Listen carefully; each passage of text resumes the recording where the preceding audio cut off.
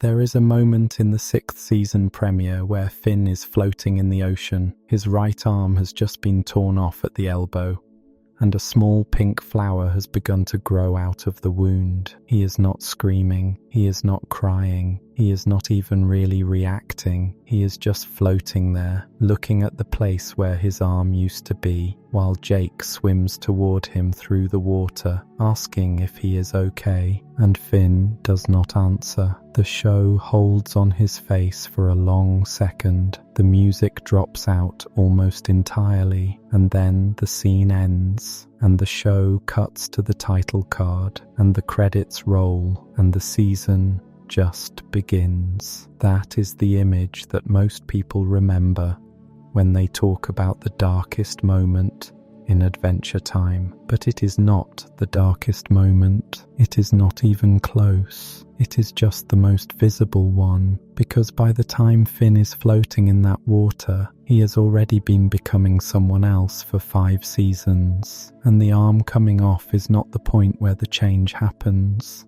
It is the point where the change becomes impossible to hide. This is a video about the moral arc of Finn Mertens, about the distance between the boy who spent the first season of Adventure Time singing songs about feeding hobos, and the young man who, by the end of the series, has manipulated his girlfriend into destroying a kingdom, becomes addicted to violence as a way to not feel anything, accidentally kills a creature made from his own soul, and walks into the final battle of the show with no sword and a prosthetic arm built by someone else. The official line on Finn is that he grew up, that he became more reserved, that the show gave him a hero's journey and he completed it. That is true. It is also a very generous reading of what actually happens on screen, because a hero's journey is supposed to be a story where a character becomes better than they were at the start. And what Adventure Time actually shows, very carefully and very patiently over 10 seasons, is a boy who becomes worse and then becomes aware that he has become worse, and then has to spend years trying to climb back to something resembling decency. The show is not subtle about this. It just refuses to ever say it out loud. Welcome to Tome. Get comfortable. This one goes deep. Let us get into it. The first thing to understand about Finn is that the show establishes him in the very first episodes as a moral sheriff. He is 12 years old. He has a sword. He has a catchphrase, which is being all about something, and the things he is all about are helping people, killing evil, and keeping his promises. His whole model of the world is a fairy tale. There are good people and there are bad people, and he is one of the good ones, and his job is to find the bad ones and beat them up. In the 22nd episode of the first season, an episode called Henchman, which aired on August 23rd, 2010, Finn meets Marceline the Vampire Queen for only the second time in his life. He sees her shouting at an old man who appears to be her servant. The old man is begging to be freed. Finn does not hesitate. He does not ask questions. He does not try to figure out whether what he is seeing is what he thinks it is. He simply offers himself as a replacement. He volunteers to become Marceline's henchman in the old man's place, and he swears an oath to her, sight unseen, with no idea what she will ask him to do, because an old man is suffering, and an old man's suffering is something Finn will try to stop with his own body before he even thinks about it. Think about what that actually means. A 12-year-old boy who has just met a 1,000-year-old vampire swears himself into service to her because it looks like she is being mean to somebody. The entire rest of the episode is Finn discovering, in a series of escalating trials, that Marceline is not actually evil at all. She is a prankster. She was testing him. The old man was her friend. The whole thing was a joke, and Finn's response to realizing he has been tricked is not anger, it is delight. He laughs. He becomes friends with her. He is happy to have been played, because the payoff is that a person he thought was dangerous turned out to be good. This is the purest distillation of early Finn that the show ever gives us. He is so committed to the idea of helping people that he will walk into a stranger's service to do it. And he is so committed to the idea that the world has good people in it that he would rather be wrong about someone's evil than right about it. The show tells you something about this version of Finn that none of his speeches ever do. His default assumption is that everyone he meets is probably secretly good, and that if they seem bad, it is a test he has been given to prove his own goodness by passing it. You can see this same pattern earlier in the first season, in an episode called Freak City, which aired on July 26th, 2010. Finn and Jake are walking through the woods when they come across a shadow-cloaked figure lying in the grass, begging for food. Finn digs through his backpack. The only food he has is a single sugar cube. He hesitates. He loves sugar. He is, as he puts it, frickin' all about sugar, but he is even more all about feeding people who are hungry. Jake warns him that maybe giving food to this stranger is a bad idea. Finn does not listen. He hands over the sugar cube because, and this is the line he actually says, a hero always helps someone in need, and also because he thinks the beggar is probably a secret elf who will reward them for being nice. The beggar turns out to be the Magic Man, a recurring villain in the show, who eats the sugar, reveals his true form, turns a bird inside out in front of Finn just to be cruel, and then curses Finn by transforming him into a giant foot. There is no lesson to learn. There is no twist where being nice pays off. The Magic Man is simply a sadist. Finn spends the rest of the episode living as a foot under a bridge with other people the Magic Man has cursed, until he eventually realizes that the moral of the story is that some people are just jerks and there is nothing you can do about it. That episode is frequently read as a throwaway, a weird, one-off joke about a new villain, but if you watch it next to Henchmen, a pattern starts to emerge. Early Finn is defined by a kind of moral certainty that borders on delusion. He believes the universe rewards goodness. He believes that helping people is always the right choice. He believes that if he is nice enough, the world will be nice back.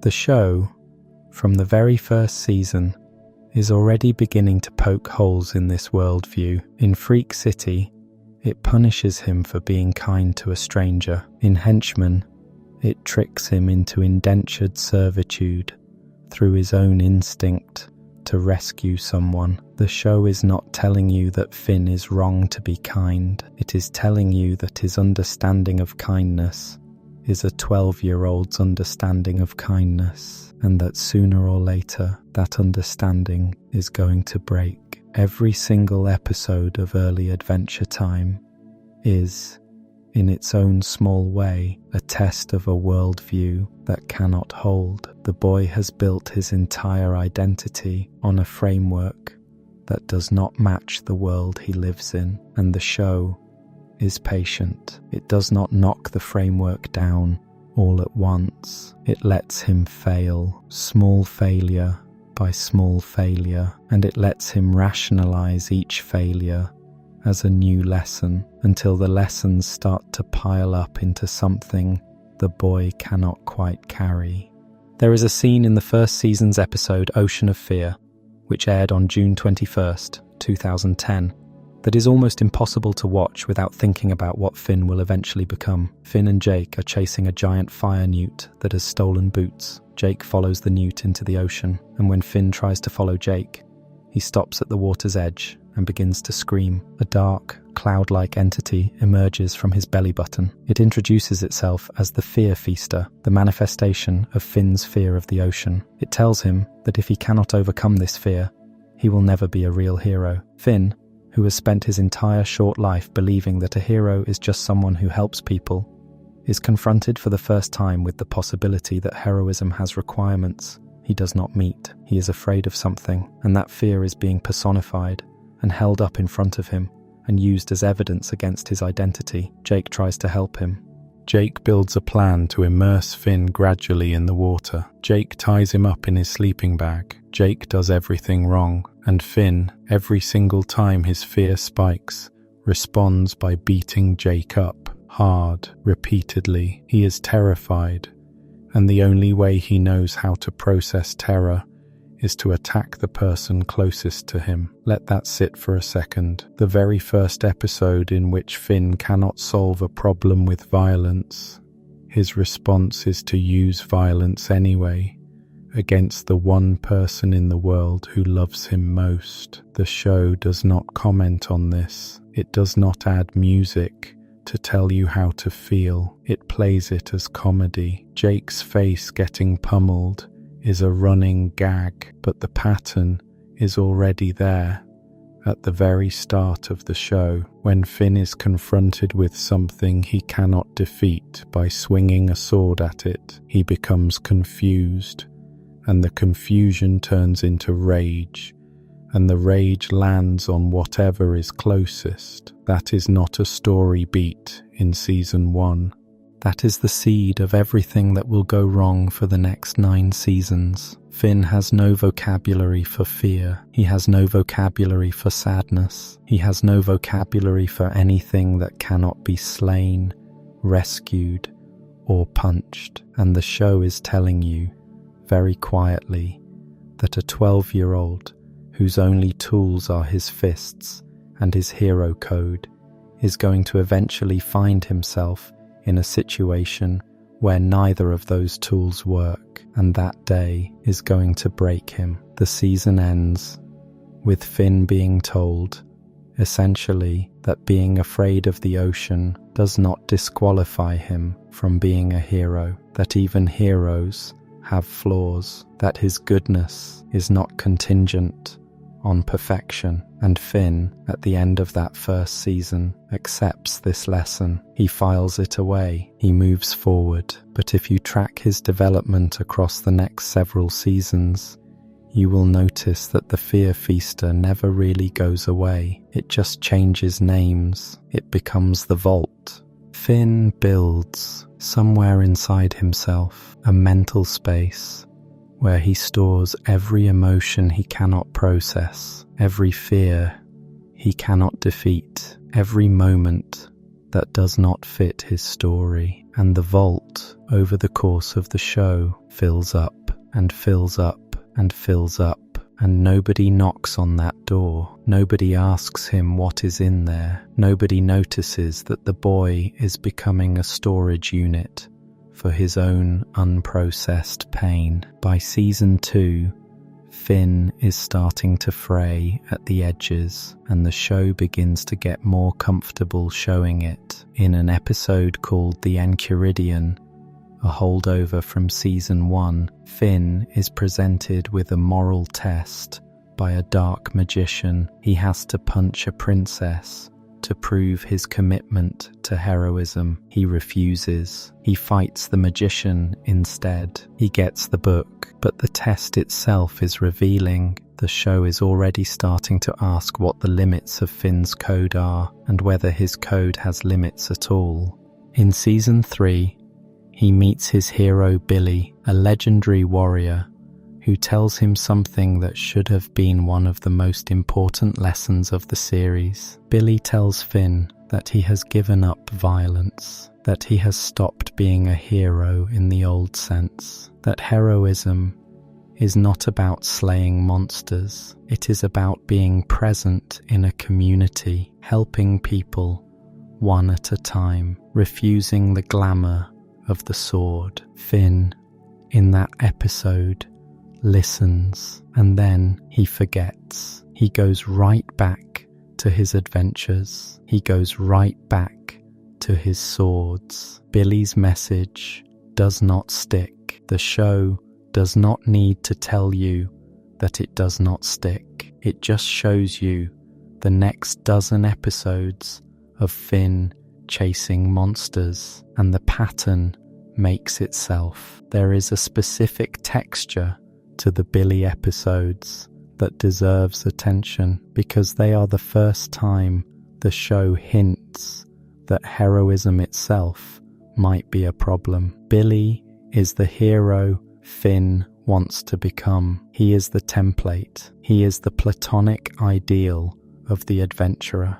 And Billy, when Finn finally meets him, is tired. Billy has a girlfriend. Billy lives in a crack in the ground. Billy is old and worn down and has started to question everything that made him famous. The show is giving Finn a vision of his own future, and the vision is not of triumph. The vision is of a man who has spent his life slaying monsters and who has realized, too late, that slaying monsters does not actually fix anything. Finn cannot see this. Finn sees only the legend. He wants Billy's approval. He wants to be like Billy. He misses entirely the fact that Billy is trying to save him from becoming Billy. And that miss, that single failure of perception in a 12-year-old boy, is going to echo through every season that follows. It is going to be one of the things Finn eventually has to unlearn. Before we move on, if you are enjoying this analysis, please consider subscribing. It helps the channel tremendously. The first genuinely cruel thing Finn ever does, the first thing the show presents as a moral failure rather than a bad reflex, happens in Season 5. The episode is called Frost and Fire, and it aired on August 5th, 2013, as the 30th episode of Season 5, written and storyboarded by Luke Pearson and Somvile Xiophone, from a story by Kent Osborne, Pendleton Ward, Jack Pendarvis, and Adam Muto. At this point in the series, Finn is in his first real romantic relationship. His girlfriend is Flame Princess, whose real name is Phoebe, the ruler of the Fire Kingdom. She is volatile. She is also kind. She is also the first person in Finn's life who has ever looked at him and seen him as something other than a hero boy. And Finn loves her as much as a 14-year-old boy can love anything. He loves her. The episode begins with the Ice King flying over the tree fort and taunting Flame Princess. A fight breaks out between them. Flame Princess wins. She burns his home. She kicks him into the snow. She flies back to Finn in a heart shape made of fire. Finn watches all of this, and at some point during the battle, begins to feel something he does not understand. That night, Finn has a dream. In the dream, Flame Princess is setting his crotch on fire. He wakes up confused. He tells Jake about the dream. Jake, because Jake is not always a good influence, suggests that Finn stage another fight between Flame Princess and the Ice King so he can finish the dream. And Finn, without really thinking it through, without really considering what he is about to do, forges 2 letters, one supposedly from Flame Princess to the Ice King, insulting him in intimate terms Finn only knows because of his relationship with her. One supposedly from the Ice King to Flame Princess, insulting her in similar intimate terms. He delivers them. He watches. He has manufactured a fight between 2 people he knows, one of whom trusts him, for the specific purpose of getting himself to sleep well. The fight escalates. Flame Princess grows enormous. She begins to melt the entire Ice Kingdom. The Ice King's home is destroyed. Finn realizes what he has done. He tries to stop it. He tells Flame Princess the truth. And here is the thing that makes Frost and Fire one of the most important episodes in Finn's arc, and one of the most under-discussed episodes in the entire series. Flame Princess does not forgive him. She does not yell at him. She does not even fully process what he has told her. She just looks at him, and she tells him that the things he wrote in the forged letter were personal. They were things he had learned from her in private. As her boyfriend, he had used her vulnerability as a weapon against her in service of a dream he had about her, and she says she needs some time alone. She walks away into the sunset. The Ice King, standing in the ruins of his home, turns to Finn and delivers one of the most devastating line readings in the show's history. He says, "You blew it, man," and Finn stands there, and the episode ends. This is not a side plot. This is not a misunderstanding played for laughs. This is the first time Adventure Time has ever shown you Finn committing a genuine ethical violation. And the show does not let him off the hook. There is no redemption scene at the end. There is no wrap-up. There is no lesson verbalized. Flame Princess just leaves, and the relationship is over, and Finn has to live with what he did. And the way he lives with it, across the seasons that follow, is the beginning of the long, slow collapse that will define the second half of the series. He does not process this. He does not apologize in any meaningful way. He does not sit with the fact that he manipulated someone who trusted him, using their most private secrets for his own small, selfish gratification. He just buries it. He files it in the vault. He moves on to the next adventure, and the next one, and the next one. There is something worth saying about the way the show stages the aftermath of Frost and Fire, because it is easy to miss. In the episodes that immediately follow, Finn behaves as though nothing has happened. He continues adventuring. He continues being Finn. But if you watch his face, if you watch his posture, if you watch the specific way Jeremy Shada is playing him, you will see a boy who has started to carry something. There is a heaviness in the performances. There is a hesitation before the jokes. There is a quietness in the moments when he is alone. The show is not telling you that Finn is depressed. The show is showing you that Finn is depressed. And the distinction matters, because the show is trusting the audience to notice.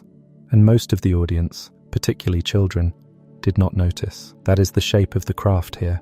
The writers and animators are building a portrait of a boy in emotional trouble, in plain sight, and they are trusting you to see it. And if you did not see it the first time you watched these episodes, when you re-watch them, you cannot unsee it. Once you see it, you cannot unsee it. That is not a personality trait. That is a scar. There is a scene in the Season 5 episode Dungeon Train, which aired on September 30th, 2013, that most people remember as a fun video game parody and then move past. It is not a fun video game parody. It is a horror film. Finn and Jake discover a train where every car is a dungeon filled with a new enemy. Every time Finn defeats one, the train moves to the next car, and there is another enemy, and another one after that, forever, on a loop. Jake gets bored almost immediately. He suggests they leave. Finn refuses. Finn gets more engaged the longer it goes. Finn starts collecting loot. Finn starts rationalizing why he wants to stay. He tells Jake that the fighting feels good. Jake, in one of the most quietly heartbreaking lines in the show, compares it to biscuits his brother once baked with way too much butter. He tells Finn that what he is responding to is not the fighting itself. It is the butter. It is the dopamine. It is the chemical reward. The fighting is just the delivery mechanism. Finn does not listen. Jake finds a crystal that shows the future. He looks into it. He sees an old, lonely, hollow Finn, still riding the train, decades from now, still fighting the same enemies, still collecting the same loot, alone. Jake is horrified. He shows it to Finn. Finn looks at the image of his own future self, soulless and ultra-powerful, and his reaction is not fear. His reaction is excitement. He says he is going to have the best life. This is a 14-year-old boy who has just broken up with his first girlfriend because of his own cruelty, whose arm is about to fall off, and he does not know it yet, whose father is trapped in a cosmic prison, and he does not know that either, and who has responded to the chemical high of pointless violence by deciding he would rather live inside that high forever than go home and process any of his actual emotions. That is not a personality trait. That is addiction. The show is not being subtle about what it is doing here. Jake, the voice of maturity, the character who has grown up and had kids and understands what life after adventure looks like, is watching his little brother choose a living death because it feels better than feeling. Jake eventually leaves the train. Finn stays. Finn comes back on his own, eventually, but not because he has learned the lesson. He comes back because the loop breaks, because the episode has to end. The show never explicitly addresses what happened on that train. Dungeon Train is treated, in the fandom, as a fun one-off, an emotional outlier, an experiment. It is not an outlier. It is a diagnosis. It is the show telling you plainly, that the thing Finn has been doing for 5 seasons, the thing he calls heroism, has become a way of hiding from himself, and that if he does not find another way to process his life soon, he is going to become the old man in the crystal, violence as numbness, adventure as avoidance, a boy hollowed out by the very activity that used to make him feel alive. And the show never goes back to this moment. No character brings it up again. It just sits there in the 5th season, waiting for the evidence to catch up with the diagnosis. Think about what it means that the show put Dungeon Train where it did, in the back half of season 5. After Frost and Fire, after the breakup, after Finn has already begun to accumulate wounds he cannot process. The episode is not a random adventure. It is the direct consequence of everything that has come before it. Finn has lost Flame Princess. Finn has not processed losing her. Finn has no way of processing her because he is 14 and he is a hero, and heroes do not process. Heroes fight. So when he finds a train where he can fight forever, he does not see a trap. He sees salvation. He sees a place where the only skill he has ever developed, the only way of being he has ever been taught, is infinitely rewarded. He sees a place where he can finally stop having to be a complicated person. And the show, by having Jake walk away from this version of Finn, is drawing a line. It is saying that this is where Jake's patience ends, that there are some places Jake will not follow him into. And when Jake leaves the train, the show is telling you that Finn is alone with his own darkness, and that his darkness has a shape now, and the shape is a closed loop. He is willing to spend the rest of his life inside. The evidence catches up in the Season 6 premiere, Escape from the Citadel, which aired on April 21st, 2014, as the second part of a 2-part opener following Wake Up. In Wake Up, Finn and Jake go to Prismo to commit a cosmic crime, because they need to be sent to the Citadel, because Billy's dying words in the previous season finale told them that Finn's father is imprisoned there. On the way in, the Lich kills Prismo in the real world. The Lich uses the cosmic crime to get into the Citadel too. The prisoners break out. Everything falls apart. And in Escape from the Citadel, Finn finally meets his father, Martin Mertens, for the first time in his conscious life. Martin is trapped in a crystal. Finn breaks him out. Finn is crying. Finn is asking Martin if he remembers him. Finn is asking Martin if he will come home. And Martin looks at him with the completely blank face of a man who does not recognize his own son and has no interest in recognizing him and just wants to get off this planet. Martin is running. Finn grabs onto his leg. Martin tries to shake him off. The grass sword that is wrapped around Finn's right arm activates, and as Martin kicks Finn away, the sword cuts off Finn's arm below the elbow. This needs to be stated plainly. A boy spends an entire season of television searching for his biological father, who he has never met, who was implied to be a hero, only to find that his father is a criminal, that his father does not remember him, that his father does not care that he has a son, and that the physical act of being rejected by his father, being literally kicked off the person he came from, costs him his arm. Finn floats down in a shaft of water. A flower grows out of the stump.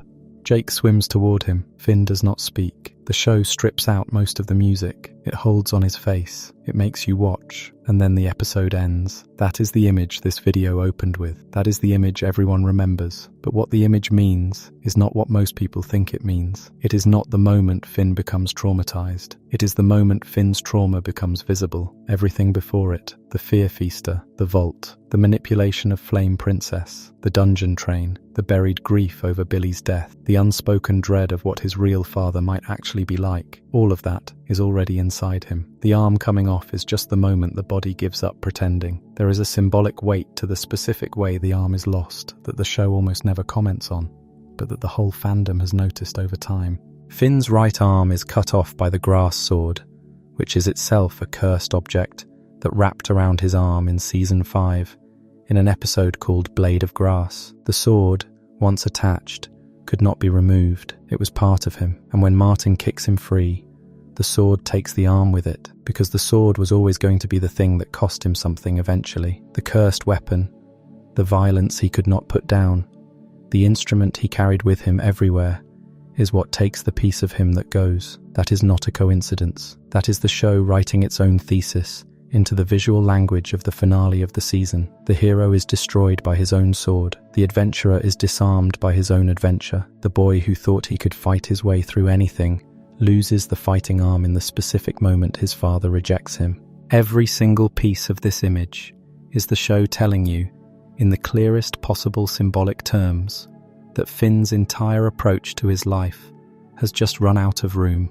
What happens next is the most important and most underrated season in the entire show. Season 6 is Finn at the bottom. He spends the first several episodes of the season with a flower growing out of the stump of his arm, because the grass sword curse is still with him, and the flower is the visible manifestation of something deeply wrong inside him. In the episode Breezy, which aired on June 5th, 2014, as the 6th episode of Season 6, storyboarded by Jesse Moynihan, Finn goes to see Dr. Princess about his flower. The flower is wilting. The doctor tells him that he has been burned by his dad, that he lost his arm, that he is no longer on speaking terms with Flame Princess, and that flowers thrive on good vibes. She prescribes fun.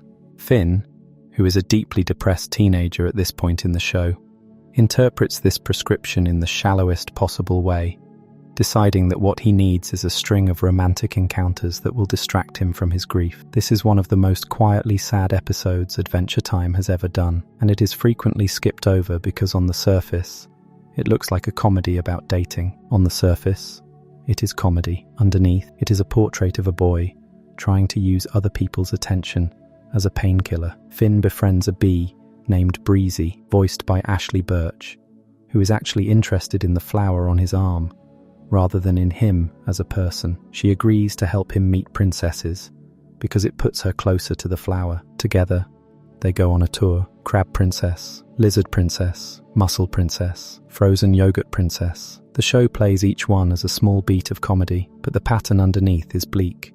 Every single encounter, Finn tells Breezy that he still does not feel anything. The flower wilts more. Another petal falls off. He tells her he is just trying to have fun, and he describes his own numbness in almost clinical terms. Doctor's orders, still not feeling anything. At one point, there is a brief, quietly unsettling scene with Lumpy Space Princess that ends with Finn lying back in his sleeping bag, looking troubled, and saying, plainly, that he is putting the whole thing in the vault. The vault, the same mental compartment he has been using since Season 1 to hide from himself, the same compartment the Fear Feaster came out of. By this point, Finn has built it so full that he is using it to store the memory of an encounter that happened only minutes ago. That is not the behavior of someone who is healing. That is the behavior of someone who has constructed a coping mechanism so thorough that he no longer notices when he is using it.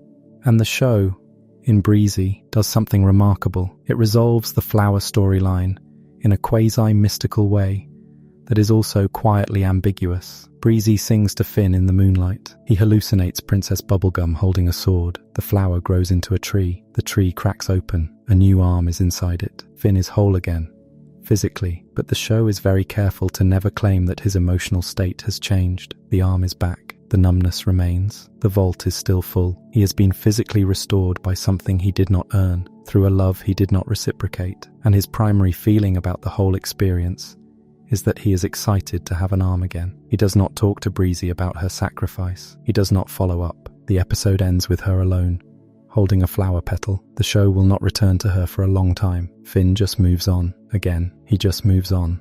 There is an episode in Season 6 that almost no analysis of Finn's arc gives enough credit to, and it deserves to be sat with, because it is the single clearest visualization of his rage that the show ever gives you. The episode is called The Tower, and it aired on May 29th, 2014, as the 4th episode of Season 6. The premise, on its surface, is absurd. Finn wakes up one morning and decides to build a tower into space so that he can fly into orbit and rip his father's arm off in revenge for the arm he himself lost. He does not plan it carefully. He does not gather supplies. He just starts building, out of dirt, out of branches, out of whatever he can find.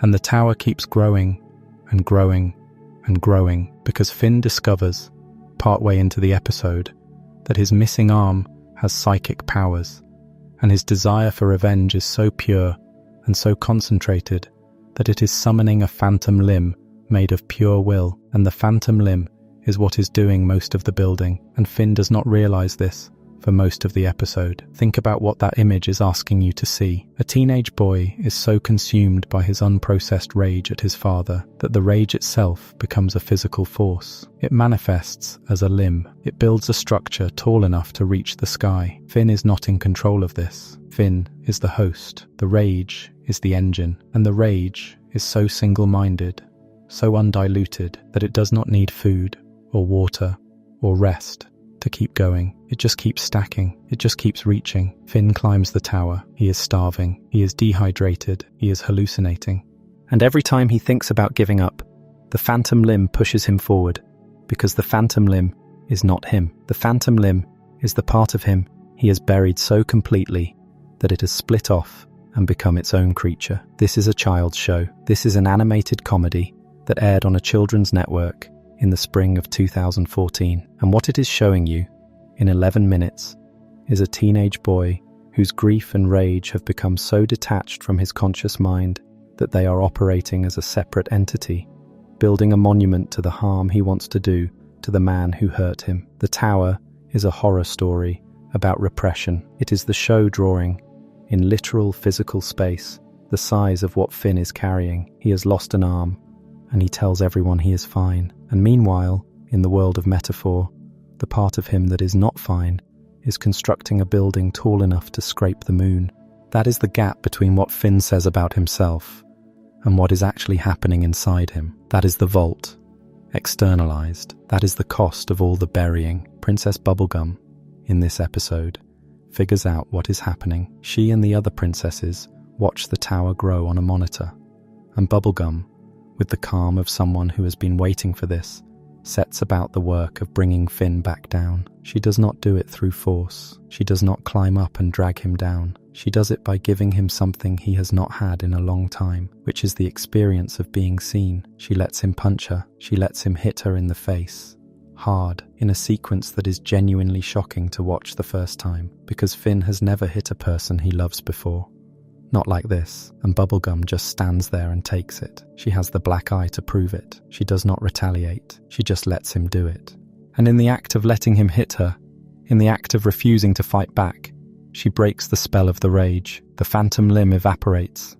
The tower collapses. Finn comes down. He is exhausted. He is ashamed. He cannot quite look at her. That sequence, those few seconds where Finn hits Bubblegum and she does not respond, is one of the most morally complex things Adventure Time ever did. The show is showing you, plainly, that Finn is capable of violence against people he loves, that his rage, if it is given enough room, will land on whoever is closest to him. That is the same rage he turned on Jake in Ocean of Fear, all the way back in Season 1, except now the rage has had years to mature, and the target is a woman he has had romantic feelings about for most of his life. The show is not letting him off the hook. It is also not condemning him. It is just letting you see what happens when a child is not given any tools for processing his own anger. He builds a tower.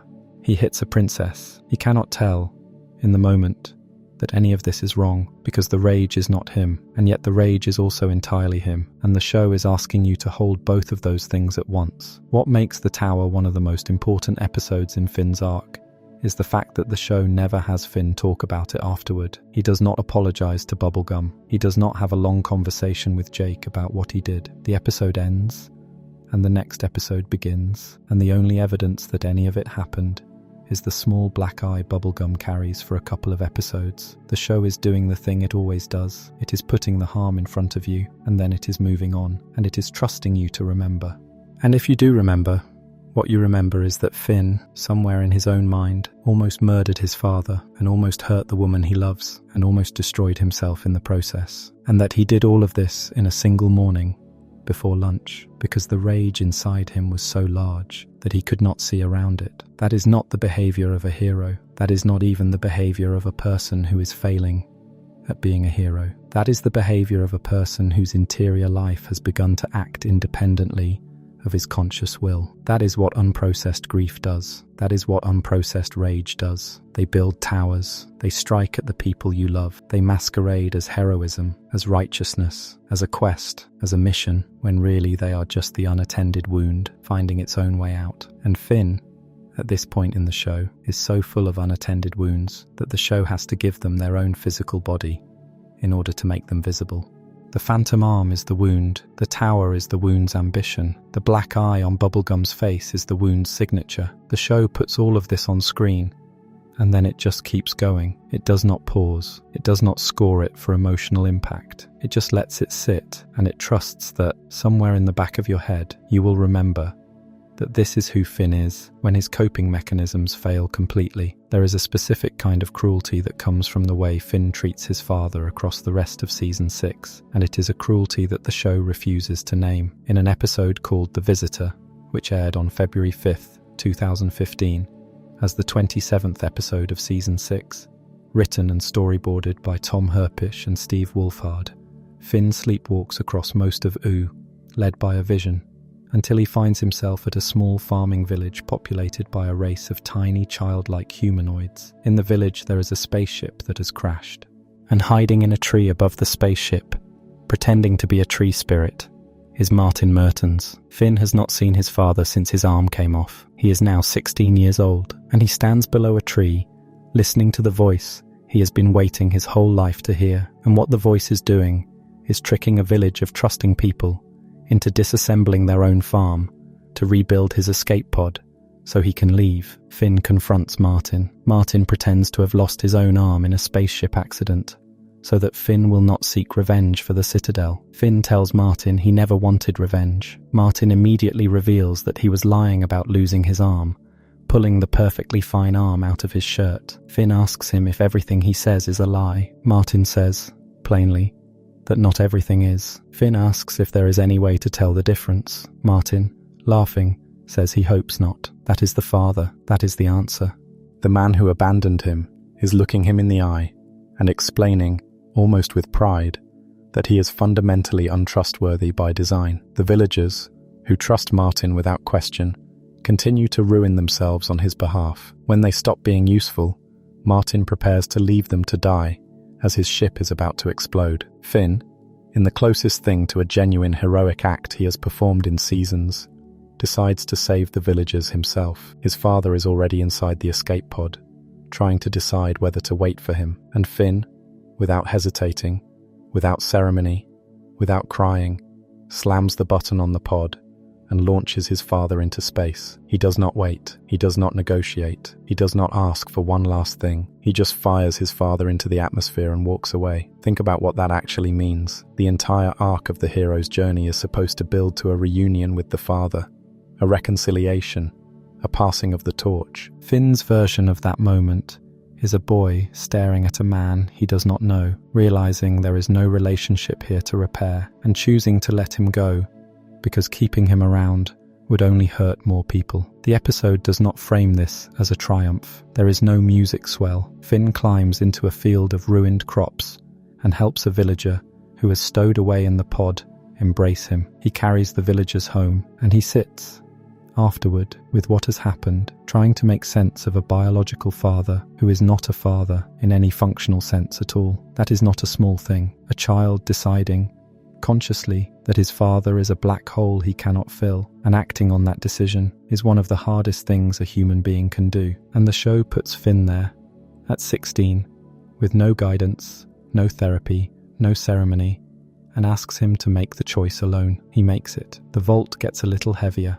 There is one detail of The Visitor that the show barely frames, and that is, when you notice it, almost unbearable. Before Martin leaves, Finn asks him for the truth about his origins. Where was he born? Who his mother was? What happened? And Martin tells him a story that is partly true and partly fabricated, full of talking tigers and sea creatures and dramatic escapes, framed as an apology but shot through with obvious fiction. And in the middle of the story, Martin says, without emphasis, that he had always planned to come back for Finn, and then, softer, he says the words "that's true," not as a confession, as a small, almost accidental admission, the one honest sentence in the entire story, hidden inside a pile of lies. Finn hears it. He does not respond. He does not ask for more. He carries it with him.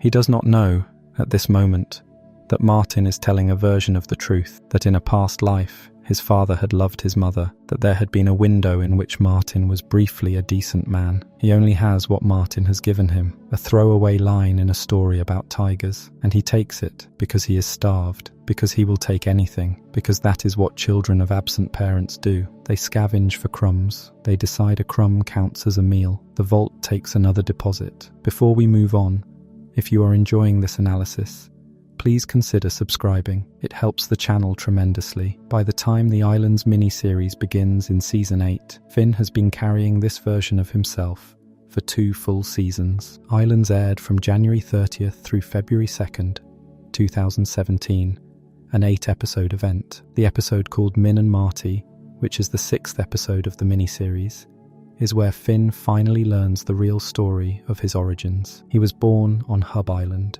His mother is a doctor named Minerva Campbell, voiced by Sharon Horgan. His father, in his youth, was not quite as terrible as he eventually became. He was a con artist, yes, but he met Minerva when she saved his life in a hospital, and he genuinely loved her, and for a few years, he actually tried to be a decent person. He set aside his cons. He became a barber. He held his infant son. He loved his wife. And then an old enemy tracked him down. And in the chaos of trying to flee with baby Finn, Martin was attacked by a creature called the Island Guardian, took a severe blow to the head, and was separated from Finn at sea. The baby drifted away. The father, with a newly damaged brain, drifted somewhere else. And years later, the father woke up in the Citadel, remembering almost nothing of his old life. The man Finn met in the Citadel was not exactly the man who abandoned him. The man Finn met was a ghost of a ghost. Finn does not get to know any of this.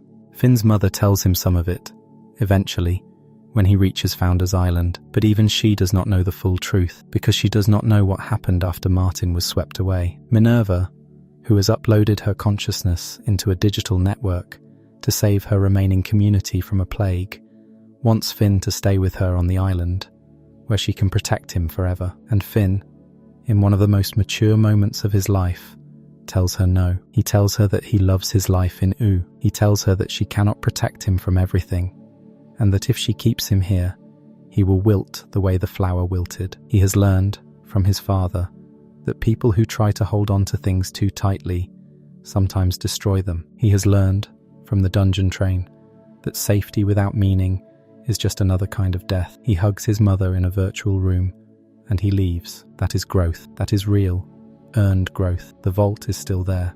But the vault is no longer in charge of his choices. There is a version of Finn that the show has never shown you directly. It is the version that stayed on Founders Island, the version that let his mother protect him, the version that never came back to Ooo. The show does not need to show you that version, because you can feel the weight of him when Finn makes the opposite choice. Every decision a character makes is a closed door on the other decisions they could have made. Finn's return to Ooo after Islands is the first moment in the series where he has made a major life choice, not because his hero code demanded it, not because he was running from something, but because he has thought about it and decided what he wants. It is also the first moment where you start to see the outlines of the person he is becoming. He is quieter, he is more measured, he is, for the first time, capable of saying no to someone he loves, without that no being an act of violence.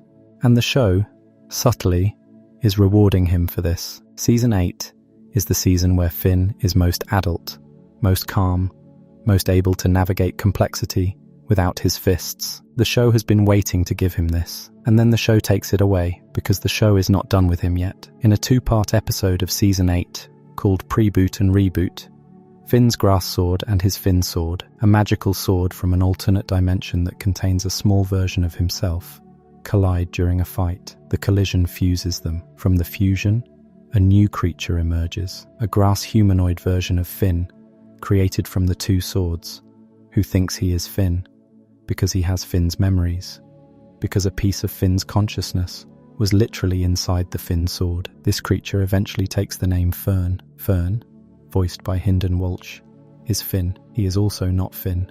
He has all of Finn's memories up to a certain point in the timeline, which means he remembers being a hero. He remembers loving Jake. He remembers fighting the Lich.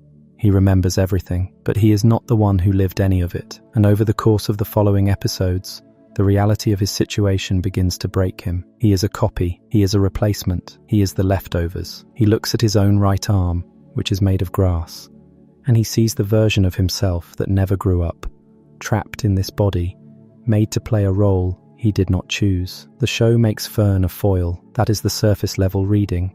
And it is also true. Fern is violent where Finn has become calm. Fern is reckless where Finn has become thoughtful. Fern is what Finn used to be, before the arm, before Frost and Fire, before the dungeon train, before the long, slow education in his own moral failures. Fern is the Season 1 version of the hero, bottled up in a grass body, and every time he is on screen with Finn, the show is asking you to notice the gap between them. But Fern is also something more specific than a foil. Fern is the proof that everything Finn has learned was real, that he has actually changed, that the boy he used to be and the young man he has become are no longer the same person. And in Season 9, in an episode called 3 Buckets, which aired on July 19th, 2017, as the 14th episode of Season 9, the show does something almost unbearable. It has Finn accidentally kill Fern. They are on an adventure together. They are hunting treasure. They are play fighting. Fern,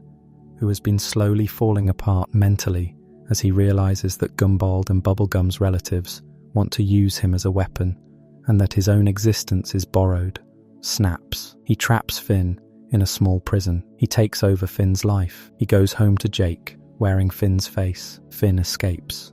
He finds Fern. They fight. And Finn, in the chaos of the battle, activates a weed whacker attachment in his robotic arm, the arm Princess Bubblegum built to replace the one the grass sword took, because he meant to activate something else, and the command was garbled, and the weed whacker tears Fern apart. Fern's body breaks into pieces of grass. Finn stands there, completely still, looking at what he has done. BMO walks in, looks at Finn's face, and says, plainly, that he knows that look, that Finn just killed someone. Let that sit for a second. Finn has killed before. In the early seasons, Finn killed monsters all the time. The killing was abstract. The enemies were generic. They did not have names. But Fern was a version of Finn. Fern had Finn's memories. Fern had Finn's face before he turned green. And in the moment of the killing, Finn was not trying to kill him. Finn loved Fern. Finn wanted to save him. The killing was an accident caused by a misheard voice command on a prosthetic arm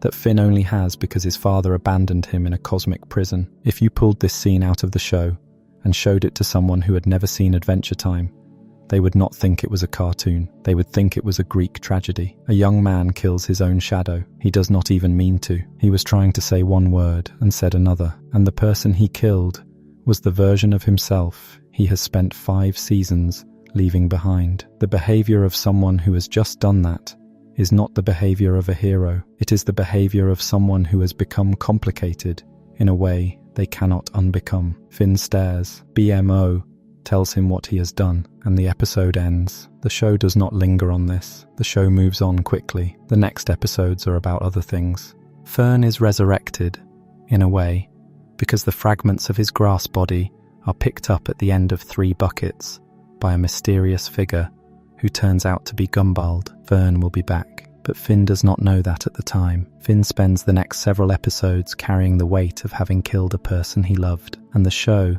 as it has done so many times before, refuses to name what he is carrying. It just lets him carry it. The vault is fuller than it has ever been, and the finale is approaching. Come Along With Me, the series finale, aired on September 3rd, 2018. It is a single 44-minute episode, though some sources list it as 4 episodes of Season 10 because of its length. The show's official title is Come Along With Me, named after the opening line of the end credits song, The Island Song. Cartoon Network marketed it as The Ultimate Adventure, but Adam Muto and the show's writers refer to it by its real title. This is the episode that has to resolve everything.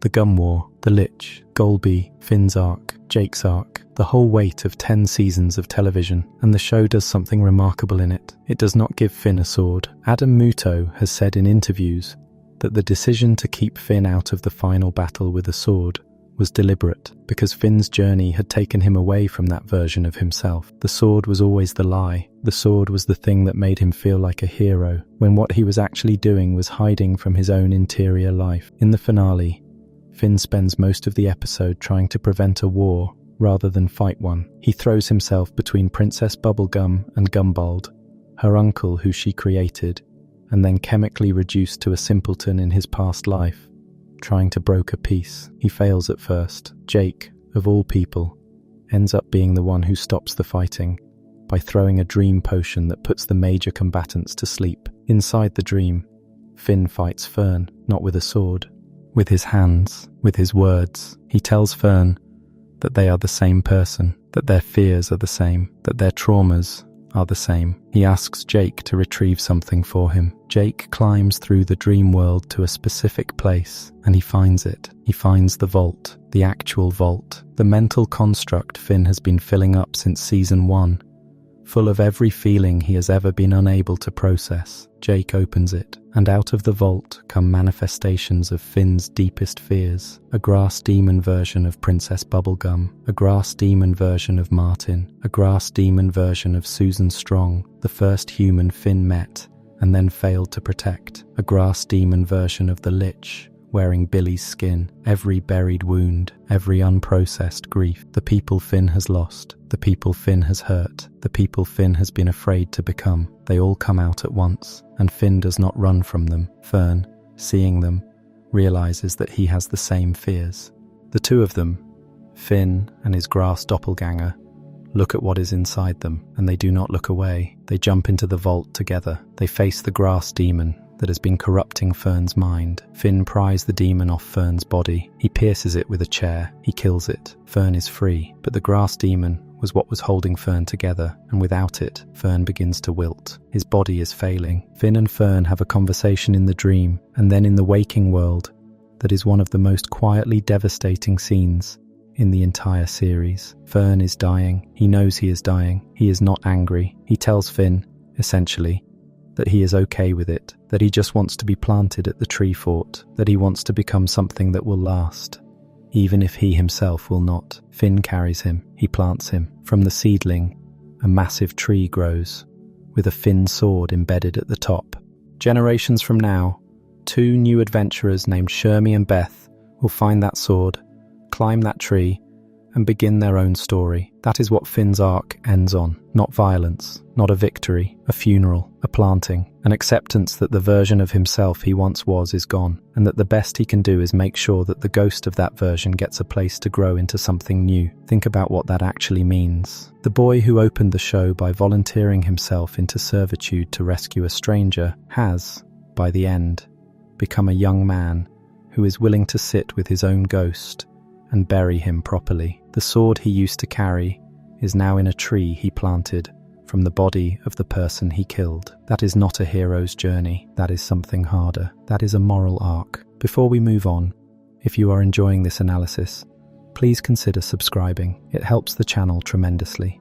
Let us go back and walk the path again, more slowly this time, because the thing about Finn's moral descent is that it does not happen in the big moments. It happens in the small ones. Between the obvious stations of the arc, there are hundreds of tiny choices, small failures, quiet cruelties, and they accumulate. They accumulate into something the boy cannot carry, and then they accumulate into something the young man has to learn to set down. The show rarely underlines any of them. The show just puts them in the frame and trusts you to see them. There is a moment in the 3rd season of Adventure Time where Finn is in a relationship, briefly, with a character called Bubblegum's princess form, during an episode called Too Young. She becomes, through a chemistry accident, 13 years old. Finn is 13 years old. They date. It is played as cute, mostly, but there is an undercurrent in the episode that is already beginning to hint at something more complicated. Finn is in love with her. Finn has been in love with her for most of the series at this point, and the episode ends with Bubblegum returning to her adult form and telling him, very gently but unmistakably, that she does not feel the same way about him, and that her actual age, which is not 13 and has never been 13, is a real barrier. Finn does not take it well. He is devastated. He sulks. He carries it. And this too gets filed into the vault. This too becomes part of the slow accumulation that will eventually spill into Frost and Fire, into Breezy, into the long numbness of Season 6. A boy who has been quietly, patiently teaching himself that the people he loves are going to keep leaving him, that no relationship he has is permanent, that the adults in his life are going to choose their own priorities over his feelings every time. The show is merciless about this. It puts Bubblegum in the background of Finn's life for years, as a friend, as an object of longing, as a reminder, and every time she appears, there is this quiet current of grief under the scenes. Finn loves her. Bubblegum knows he loves her. Bubblegum loves him too, but not like that, and not enough to pretend. And Finn has to process that kind of unreciprocated love without any help, without anyone ever sitting him down and telling him that this is normal, that this happens, that this does not mean anything about him as a person. He just has to feel it. And because Finn's only tools for feeling things are fighting, running, and filing things into the vault, he does all three.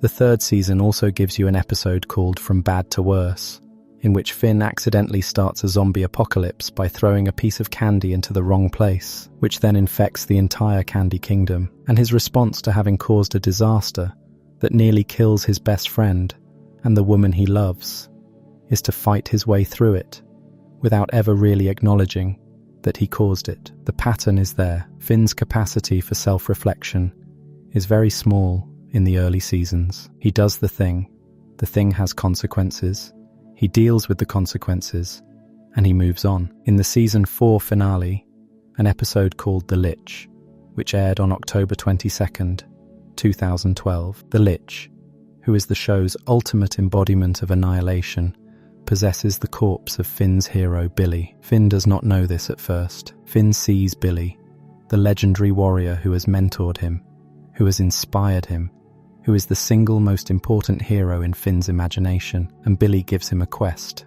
Go gather all the magical gems from the crowns of Ooze princesses, combine them with the Enchiridion, open a portal, and push the Lich through it, into a cosmic prison. Finn, of course, says yes. He does the quest. He breaks into Bubblegum's lab and rips the gem from her crown while she is experimenting on something, cutting him with scissors by accident in her surprise. He gathers the other gems. He puts them in the book. He is about to send the Lich away, and Bubblegum runs out at the last second, screaming that Billy is not Billy, that Billy is the Lich, wearing Billy's skin. The Lich reveals himself. Finn smashes the Enchiridion in a last-ditch attempt to stop him. The smashing opens the portal. The Lich goes through. Finn and Jake follow, trying to stop him.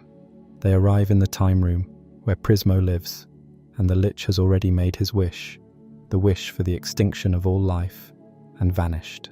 Prismo, in a line that has haunted the show for years, confirms that Billy is dead, that the Lich is a ghost wearing a dead guy. Finn, standing in a cosmic nowhere, learns that his hero has been dead for some unknown amount of time, and that the man he has just been on a quest with was not his hero at all, and his response, when offered a wish of his own, is to wish that the Lich had never existed. This creates an alternate timeline, Farmworld, in which Finn and his family are simple farmers, and the Lich rises anyway, because the show will not let Finn's pain become easy. But that is a different rabbit hole. The point, for this analysis, is that at the end of Season 4, a boy who has already been struggling with Flame Princess and Princess Bubblegum and his own moral confusion is now carrying the knowledge that his hero is dead, that his hero was dead for a long time before he noticed, that he was duped by a monster wearing the skin of a man he loved. That too goes in the vault. The vault is getting crowded. There is almost no room left. And then, in the Season 5 finale, Billy's bucket list, Finn finds a letter from Billy asking him to go to certain places and do certain things. A bucket list of things the hero never got to finish. Finn does the list. He visits a canyon. He talks to an old friend of Billy's named Canyon. He learns that Billy, before his death, had developed a kind of despair about the act of heroism itself. That Billy had stopped believing violence was a path to anything good. That Billy had wanted, at the end of his life, to go back to simpler things. And the last item on the list is to visit a certain cave, where Billy has left him a recorded message. The message tells Finn that his biological father is alive imprisoned in the Crystal Citadel, and Finn, who has just been processing the death of his hero, now has a new problem. His father, the father he has never known, the father who is a cosmic criminal, the father whose story will, in the Season 6 premiere, cost him his arm. You can draw a line through the seasons now. Each season adds weight. Each season adds a crack. Finn, in Season 1, is a 12-year-old with a clean code. Finn, in Season 2, is a 12-year-old with a clean code and the first real doubts. Finn, in Season 3, is a 13-year-old with his heart broken by someone he could never have been with. Finn, in Season 4, has been tricked by the corpse of his hero into opening a portal that ends the universe. Finn, in Season 5, manipulates his girlfriend, loses her, gets addicted to violence on a train, learns his father is alive. Finn, in Season 6, loses his arm, loses his emotional stability, tries to kiss his way out of depression, rejects his father, begins the long, slow work of climbing back. Finn, in Season 7, during the miniseries Stakes, plays a supporting role in Marceline's arc, but is visibly more reserved, visibly calmer, visibly someone who has survived something. Finn, in Season 8, goes to find his mother and makes the first real adult choice of his life. Finn, in Season 9, kills Fern. Finn, in Season 10, in the finale, buries him. That is the shape. It is a shape that bends. It does not go in a straight line. There are episodes where Finn seems completely fine, and episodes where he is a monster, and episodes where he is a saint. But the overall curve is one where a boy becomes a young man by way of accumulating wounds, and then, at the very end, stops trying to pretend the wounds are not there. That is what growth looks like for Finn, not the acquisition of new skills, not the unlocking of new powers, the slow, painful integration of everything he has been trying to bury. There is a specific kind of moral weight that is placed on Finn by the structure of the show itself, and it is worth naming.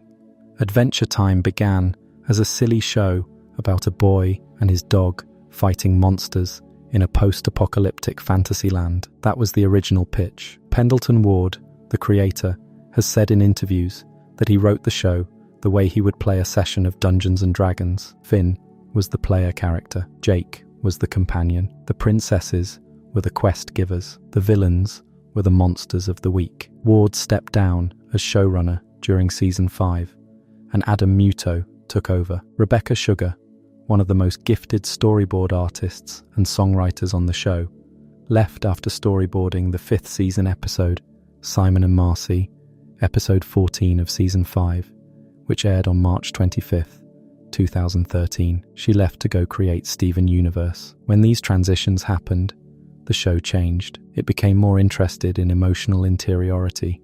It became more willing to sit in pain. It became more willing to let Finn be something other than a hero. And the timing matters, because by the end of Season 4, Finn was already the character on the show with the most unresolved emotional weight, and the new creative leadership had the appetite to actually do something about it. There is a scene in the 5th season that almost everyone who watches Adventure Time remembers, and almost nobody connects to Finn's arc, because the scene is not about Finn. The episode is called Simon and Marcy. It is the 14th episode of Season 5. It aired on March 25th, 2013. It was written and storyboarded by Rebecca Sugar and Cole Sanchez, and it was the last full episode Sugar storyboarded before leaving Adventure Time to create Steven Universe. She did not announce this at the time. She just delivered the work and walked away. And the work she delivered, in that single episode, is one of the most beautiful and most devastating pieces of children's television ever made. It is the episode that establishes, in flashback, what happened to Simon Petrikov and the 7-year-old vampire girl, Marceline, during the years after the Mushroom War. It is the episode where you learn, for the first time, that the Ice King used to be a man, and that the man used to be a father, and that the daughter he chose was a vampire who has now outlived him in every way that matters, except chronologically. The episode is set in the ruins of the old world. There is no music for most of it, only ambient sound. Simon and Marcy are walking through the bones of a collapsed civilization. They are looking for chicken soup. Marcy is sick, She is coughing. She is small. She is holding a stuffed animal. And Simon, who has just put on the cursed crown again to protect her from a gang of post-apocalyptic mutants, is starting to slip. He is forgetting things. He is making up little songs that he half remembers from before. He is becoming the Ice King in front of his own daughter in real time, and the daughter is too sick and too young to understand what is happening to him. At the end of the episode, sitting in a half-collapsed grocery store, Simon sings a song to Marcy to make her feel better. The song is the theme from Cheers. The lyrics he half remembers are about a place where everybody knows your name, and Marcy sings along, and the camera pulls back, and the scene fades, and you understand, watching it, that Simon has just sung a love song to a child he is in the process of forgetting. He will not remember her in a year. He will barely remember her in a month. The song is the last fully coherent thing he will ever say to her as the man he used to be. And the show does not tell you any of this. It just shows you the singing, and it lets you sit with what the singing means. Now, Finn is not in this episode. Not really. Finn appears in the framing device, which has Marcy telling the story to him and Jake, while she takes care of them when they are sick. But the episode is not about Finn. The episode is about Marcy, and on the surface level, that is the whole point. It is a Marcy backstory episode. It explains who she is. It explains her relationship with Simon. It explains why she carries so much grief about the Ice King, who is, biologically and legally, the same person as the man who raised her. The episode is, by every reasonable measure, hers, except it is also Finn's, because Finn watches the whole thing. Finn is in the room. Finn is sitting on the bed, sick and feverish. And Marcy is telling him this story, and the story is about a man who used to love a little girl and then lost his memory and then forgot her. And Finn is hearing this story while his own father, who he does not yet know is alive, is sitting in a cosmic prison, forgetting whatever he ever knew about Finn. The parallels are not announced, they are not underlined. The show does not cut between Marcy's story and a vision of Martin Mertens. It just lets Finn sit there, hearing the story, and trusts you to understand that the story is also about him. This is what Adventure Time was doing. More and more, as the seasons went on, it was teaching Finn things, indirectly, by putting other characters' griefs in front of him and waiting to see if he would notice. Marcy's story is a warning. It is the show telling Finn, before he knows he needs to be told, that the man who is supposed to love you can disappear from inside himself, and that the disappearance is not always sudden, and that the love that survives the disappearance has to be carried by the people who remember it, because the person who used to feel it cannot.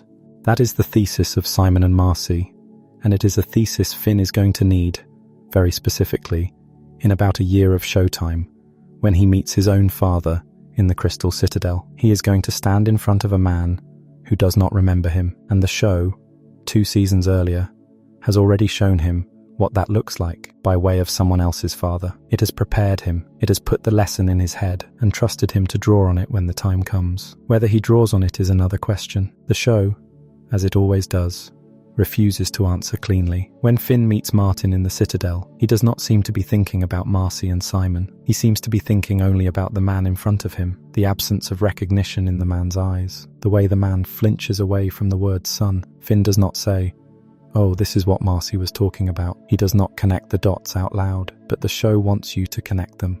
The show wants you to understand that the lesson was there, available, and that Finn either took it on board without knowing, or did not take it on board at all. And the way the rest of Season 6 plays out, with Finn carrying the loss of his father like a wound he does not know how to clean, suggests that he heard the lesson but could not apply it. He saw what happened to Marcy, he saw her grief, and then, when his own version of that grief arrived, he had no better tools for handling it than she did. He just had a head start on knowing that the tools would not be enough. There is a particular cruelty in the way the show structures this. It gives Finn a friend whose pain is older and deeper than his own, and it lets him watch her process it, and it lets him absorb, over years, the texture of her sadness. He sees Marcy lose Simon a little more every time the Ice King makes a fool of himself.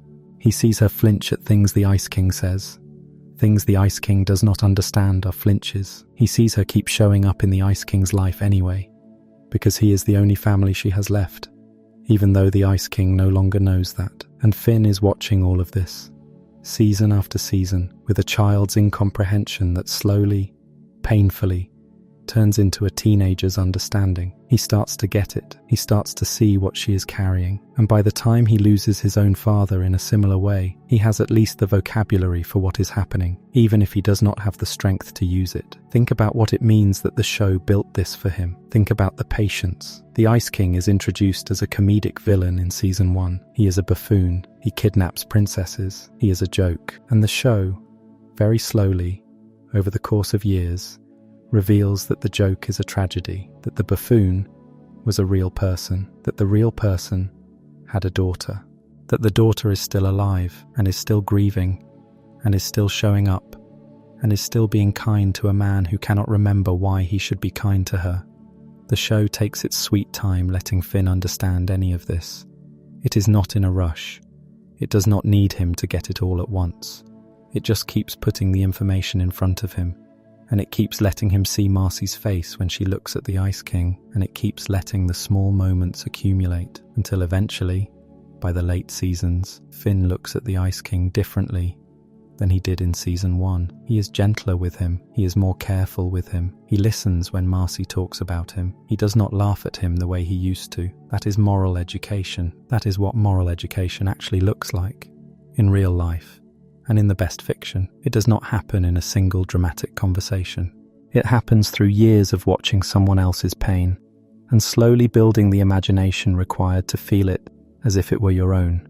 Finn does not become a better person through one big revelation. He becomes a better person through many small revelations, most of which he does not consciously notice, almost all of which involve watching the people he loves carry weights he is grateful he does not have to carry. Marcy carries Simon. Bubblegum carries the responsibility of an entire kingdom. Jake carries the slow, ordinary tragedy of being a parent who loves children he cannot always be present for. Finn watches all of them. Finn absorbs all of them. And Finn, over time, becomes the kind of person who can carry his own things because he has been studying, year after year, how the people he admires carry theirs. Simon and Marcy, the episode, is the single clearest demonstration of this principle in the show's run.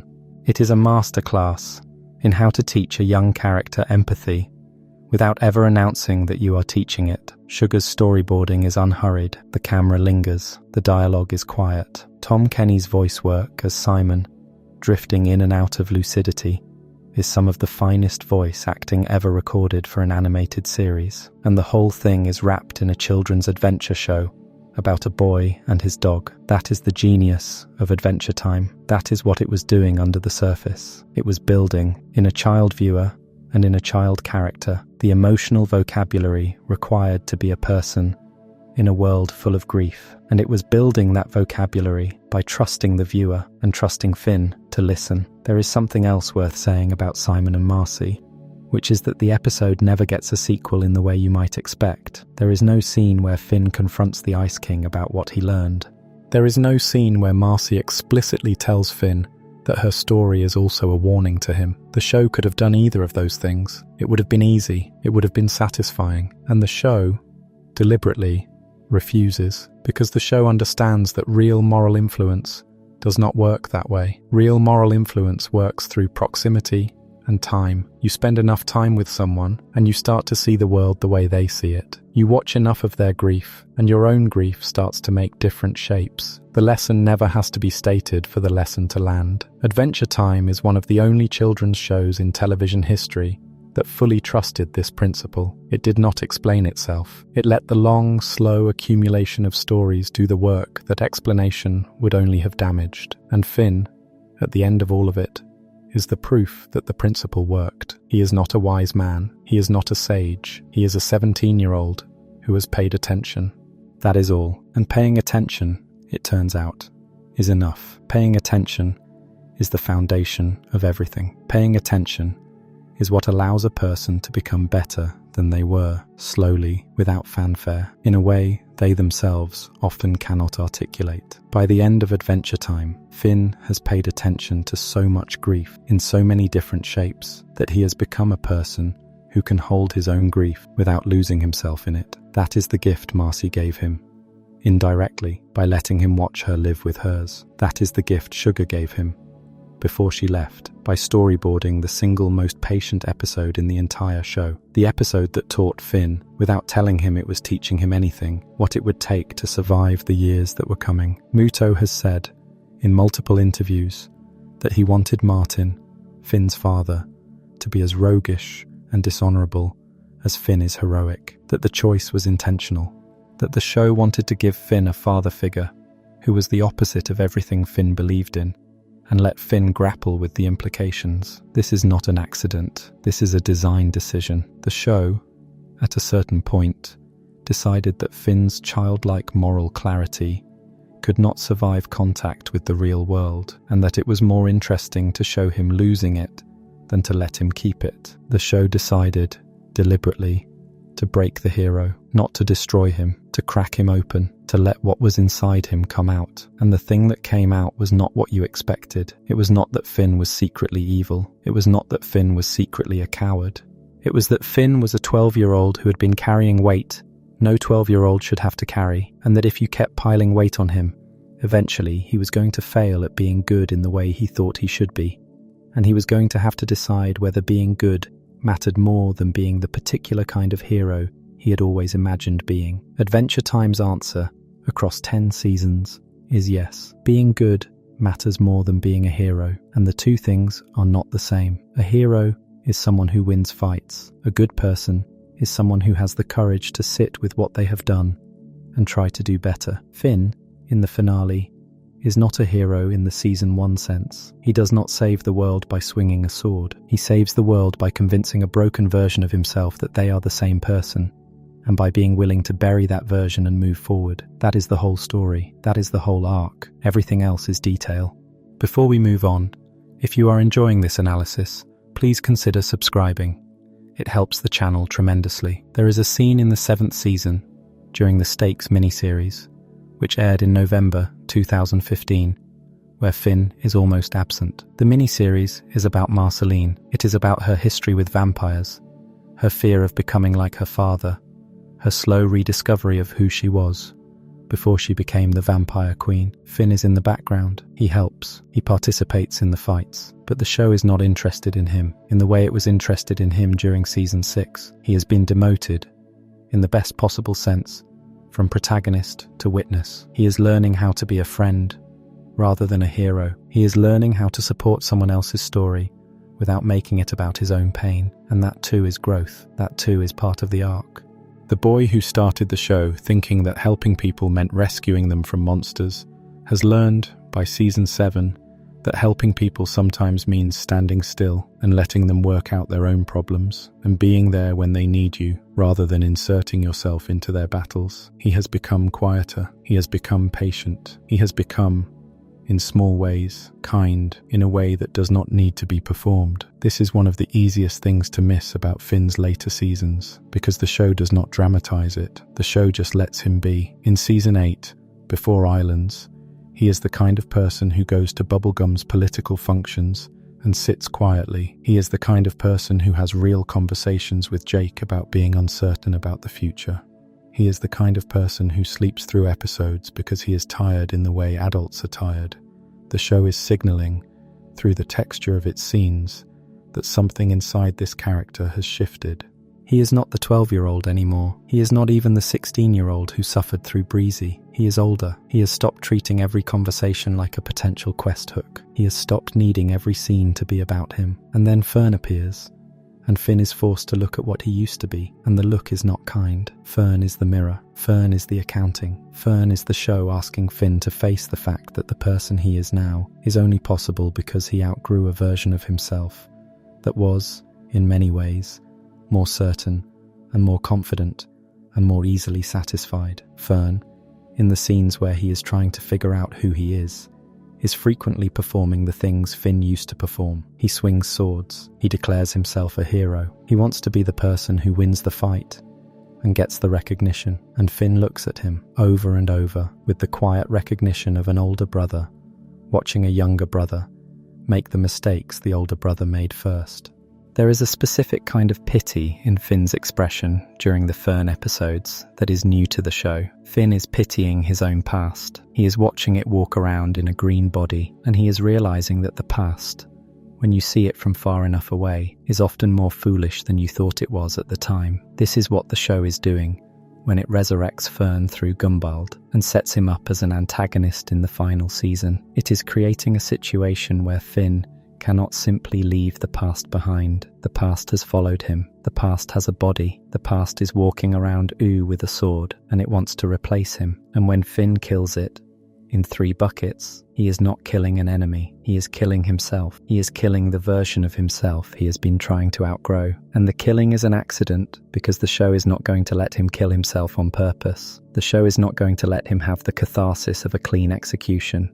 He has to do it by mistake, because of a misheard command on a piece of technology that exists only because his father abandoned him. The whole tragedy is structural. The whole tragedy is the show saying, this is what happens when a boy spends a decade burying his own emotions. One day he turns around, and the thing he buried has grown teeth, and it has come for him, and the only way to kill it is to kill a piece of himself, and he is not ready, and he does it anyway. The reason Fern's death matters for Finn's moral arc is that it forces him, for the first time, to sit with the consequences of his own violence in a way he cannot bury. He cannot put it in the vault. The vault will not hold it. Fern was too close to him. Fern was him, and the grief Finn carries in the episodes between 3 buckets and the finale is unlike anything the show has shown before. It is not performative grief. It is not the loud sobbing of the early seasons. It is quiet.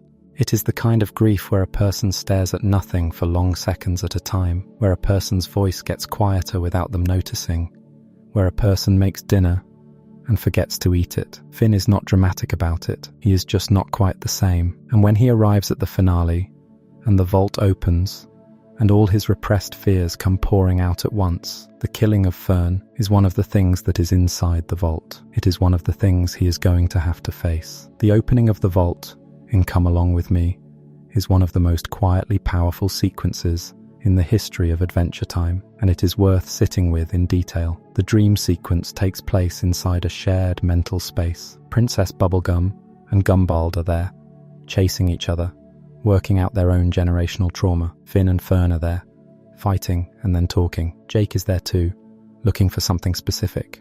Jake and his brother Jermaine, who has been absent for most of the series, climb through the mental landscape until they reach a specific spot, a vault door set into the ground. They open it, and what comes out is not what Jake expected. What comes out is a grass demon version of Princess Bubblegum, whose hand was the source of the vault's first ghost, Shoko, in Finn's past life vision from Season 5. What comes out is a grass demon version of Martin Mertens, representing Finn's fear that he will become his father, that he will become the man who abandoned him, that he will pass on the curse. What comes out is a grass demon version of Susan Strong, the first fellow human Finn ever met and then failed to save from the tribe she was caught in. What comes out is a grass demon version of the Lich, wearing Billy's skin, the specific hybrid horror of Finn's hero being dead and worn by the thing that killed him. 4 figures, 4 specific, named, identifiable traumas, and they are all grass demons, because the grass curse is the specific spiritual infection Finn has been carrying since the grass sword wrapped around his arm in Season 5, and every wound he has tried to bury has been filtered through that curse. The show is not being subtle about what it is doing here. It is literalizing Finn's unprocessed pain. It is making it visible. It is making him look at it. And Finn, standing next to Fern, seeing the same ghosts Fern sees, because they are both made of the same source material, because they are both Finn, does not run. He does not attack. He does not fight. He jumps into the vault, and inside the vault, he finds the original Finn sword Finn, the little boy, trapped in grass by the curse, and he fights the grass demon that has been holding that boy hostage. He pries the demon off. He kills it with a chair. He frees the small version of himself. He does not free Fern. He frees the boy. And the show is telling you, with this image, something about what the whole series has been doing. Everyone in Adventure Time has been trying, for 10 seasons, to save the little boy who was abandoned in the ocean as an infant, the little boy who was found in a forest by a talking dog, the little boy who grew up adopted, not knowing his parents, not knowing his history, not knowing he was one of the last of his kind, the little boy who built a hero code in the absence of real teachers, and who believed that code with the force of someone who had nothing else to believe. That boy has been inside Finn the whole time, and Finn has been trying to drown him out with violence, and drown him out with distraction, and drown him out with adventures, and drown him out with the vault. And in the finale, Finn finally goes down into the place where that boy is trapped, and he pulls the demon off him, and he lets him breathe, not for Fern, not for the audience, for himself.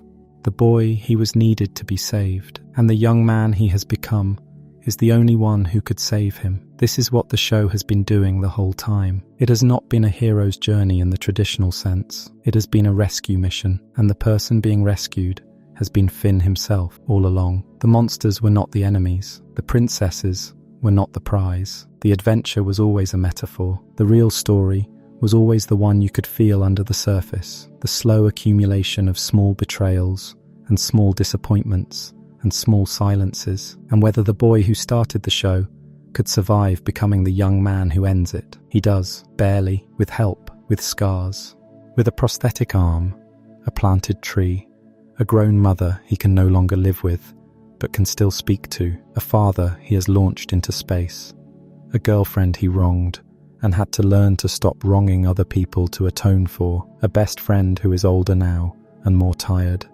and a cosmic mentor whose corpse he once followed through a portal into extinction, but he survives. That is the whole story. That is the shape of the good to evil arc that was never really good to evil at all. It was good to broken to real. A boy who believed in a simple world met the real one, failed at being good in it several times, failed at being evil in it too, because he was never actually capable of being evil. He was only ever capable of being hurt and lashing out, and eventually learned that the space between the two extremes is where actual morality lives. He did not become a monster. He did not become a saint. He became a person. That is the whole arc. That is the entire journey. Before we move on, if you are enjoying this analysis, please consider subscribing. It helps the channel tremendously. There is a specific image from the finale that deserves more attention than it usually gets, which is the image of Finn at the end of the war, standing in the wreckage, looking at Fern's body. The war is over. Golb has been defeated. Betty has sacrificed herself to save Simon. Bubblegum and Marceline have kissed in front of everyone. The Candy Kingdom has been merged with Gumbald's Kingdom. The big structural conflicts of the show are resolving around Finn in real time, and he is not looking at any of it. He is looking at Fern. Fern is wilting in his arms. The grass demon is gone. Fern is free, and free means dying, because the demon was the only thing keeping him embodied. Finn is kneeling. Fern is speaking softly. Fern tells Finn, in so many words, that he would like to be buried in the remains of the tree fort, which was itself destroyed in the final battle. He wants to become part of the place Finn called home. He wants to root there. He wants to become something that grows. Think about what that is asking Finn to do. The young man has just killed, or at least played the decisive role in killing, a version of himself for the second time. Fern, as a face-heel turn, was killed in 3 buckets. Fern, as the grass-infected vessel, is dying in Finn's arms at the end. Finn has been the instrument of his own shadow's death, and then he has been the instrument of his own shadow's final peace. Both times, he had to make the decision to go through with it. Both times, it was the hardest kind of love. Fern, in his final minutes, is not angry. He is not blaming Finn for anything. He is not asking for revenge. He is just tired. He is ready. He has found, in dying, the thing he could not find in living, a sense that he belongs somewhere, a sense that his existence had a purpose, a sense that when he is gone, something of him will stay. Finn carries him, Finn plants him, and from the seedling, a tree grows, a massive tree, with a Finn sword embedded at the top. The image of the sword is the whole point. The sword that made Finn into Fern, the sword that originated the whole doppelganger storyline, is now the fruit of the tree that grew from Fern's body. The cycle is complete. The violence has produced a monument. The boy who once swung that sword at monsters is now a young man who has planted it, like a flag on a mountain, at the top of the thing that grew out of the person he accidentally killed. And the show skips forward in its final minutes to a future generation. A little girl named Shermie and her robotic best friend Beth, roughly the age Finn was in the pilot, are exploring the ruins of Ooo. They find the tree, they climb it. Shermie pulls the sword out of the top, and they pose at the end of the show in the exact same pose Finn and Jake used in the show's opening sequence, symbolizing that they have become their generation's own Finn and Jake. The implication is not subtle. The story will be told again. Another generation will receive the same weapons. Another boy will start with the same certainty and make the same mistakes. The point of Adventure Time was never that Finn was special. The point was that every boy is, and every boy has to walk the same path, from simple goodness to the kind of earned, complicated, scar-tissued decency that actual adulthood requires. There is one more piece of this that deserves to be examined, and it is the smallest piece, and in some ways, the most important. It is not about a major episode. It is about a recurring behavior. Throughout the second half of the series, in moments that usually last only a few seconds, Finn is shown to have a specific relationship with his sword that goes beyond the sword being a tool. He talks to the sword, he thanks the sword, he apologizes to the sword. When Finn loses the Finn sword, after accidentally stabbing it with the grass sword, the Finn sword is revealed to contain a small living version of himself from an alternate dimension who has now stopped speaking. Finn grieves. Finn carries the broken sword around. Finn treats it like a friend who is in a coma, not like a weapon that is broken. And this behavior, which is played mostly for comedy and small emotional beats in the moment, is actually the show telling you something huge about what violence means to Finn at this point in his life. Finn's swords in the late series are not abstractions. They are not just weapons. They are pieces of his identity that he has externalized. The Demon Blood Sword, which was a gift from his adoptive father Joshua, is broken in a Season 4 episode called Playdate, when Finn breaks it over his knee to protect his friends. The Grass Sword, which attaches itself to his right arm and becomes the cursed instrument that costs him that arm, is a part of his body in the most literal sense. The Finn Sword, which contains a version of himself, is a piece of his consciousness. The Night Sword, which he acquires later and which is linked to his own emotional darkness, is another externalization. Each sword is a thing Finn has stored outside himself, a piece of identity parked somewhere safe. And the show, in the late seasons, keeps breaking or transforming these swords, because the show is trying to show you that Finn's identity cannot be stored outside himself. The weapons he keeps reaching for are not going to save him. They are going to break, because they were always part of him, and he has been trying to use them as a way of not being himself. That is why, in the finale, Adam Muto made the decision to have Finn without a sword. Not no sword as a symbolic rejection of violence, not no sword as a pacifist manifesto, just no sword as the quiet truth of who Finn has become. A young man who has learned, slowly and painfully over a decade of television, that the sword was always the lie, that the violence was always the thing that kept him from feeling the violence, that the adventure was always the way to avoid the reality. The finale ends with the sword going back into the tree, back into the ground, back into the cycle. Finn, at the end, is just standing there, with Jake, with BMO, with the people he loves, hands empty, whole, scarred, present. That is what the moral arc actually was. Not good to evil, good to broken to real.